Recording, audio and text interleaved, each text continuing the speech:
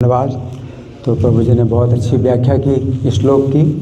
हिरण्यकशिपु की शिक्षा, तो हिरण्यकशिपु की शिक्षा है, तो इसमें क्या है कि शिक्षा उतनी है जितने से शोक दूर हो जाए, उसके आगे नहीं है। ईश्वर के संबंध में जो शिक्षा है तो कुछ व्यक्तिगत उनका जो है वर्णन नहीं हो रहा, उनके नाम का, रूप का, गुण की लीलाओं का वर्णन नहीं हो रहा है। तो ऐसे लोग, निराकारवादी भी लोग इस प्रकार की शिक्षाएं देते हैं। ईश्वर निराकार है और कोई उसका आकार नहीं, कोई रूप नहीं है, कोई नाम नहीं है, कोई व्यक्तित्व नहीं है। हाँ, वो एक बालक की तरह है, अपनी इच्छा से किसी की रक्षा करे और किसी को मार दे। तो स्वभाव जो है ईश्वर का एक बालक की तरह है, अपनी इच्छा से।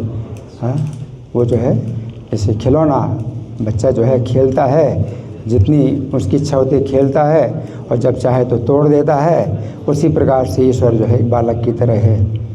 लेकिन विष्णु ईश्वर नहीं है, विष्णु को तो मैं मारूंगा, ये ज्ञान है इनका। तो ईश्वर का तो वर्णन करते हैं, वो ईश्वर का वर्णन किस प्रकार से करते हैं कि वो निराकार है और बालक के समान है। विष्णु जो है भी बालक के समान है, विष्णु भी बालक के समान है, लेकिन अब ये पक्षपाती हो गए।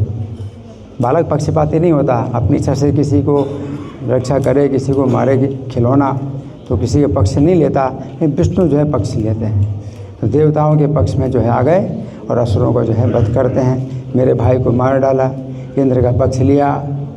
तो ये जो है मतलब असुरों के सिद्धांत होते हैं। तो असुरों के पास आध्यात्मिक ज्ञान तो होता है और हम जो है शरीर नहीं है, हम आत्मा हैं, ये भी ज्ञान रहता है। लेकिन उसके ऊपर जो आत्मा है और साथ साथ परमात्मा है, ये ज्ञान उनके पास नहीं होता। तो वही आत्मा है, वही परमात्मा है और वही सब जो है उसको जो है खिचड़ी बना देते हैं।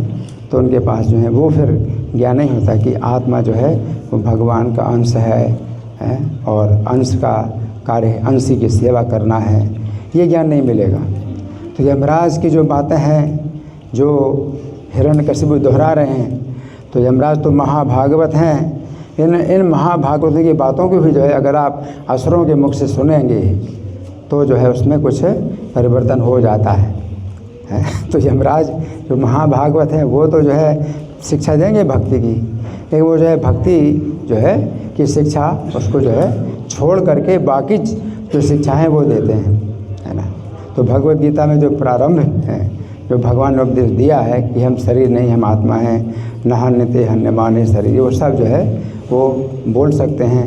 लेकिन उसके साथ जो है जो आगे की शिक्षाएं हैं कि ममेवांशो जीव लोके जीव भूता सनातना है, तो जीव सनातन अंश है और उसका कार्य अंश की सेवा करना है।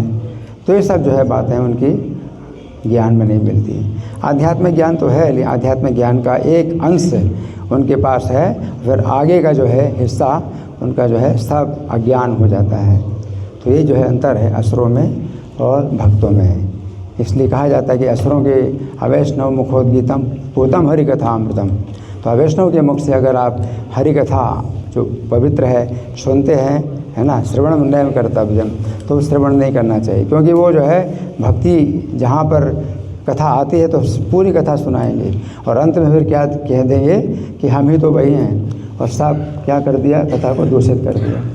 तो हिरण्य का प्रभुपाद जो तात्पर्य दे रहे हैं, तो हमें प्रभुपाद के तात्पर्यों को सुनना है ना। तो प्रभुपाद उस तरह से दे रहे हैं तात्पर्य। लेकिन जो असुर है, हिरण्यकशिपु का जो भाव है वो विष्णु के प्रति क्या है, बहुत द्वेष का भाव है ना। तो इसलिए हम जो है मतलब उनसे नहीं सुनते, लेकिन उनकी जो जब व्याख्या प्रभुपाद जैसे महाभागवत करते हैं तो फिर हम सुना है। हरे Krishna. Thank you very much.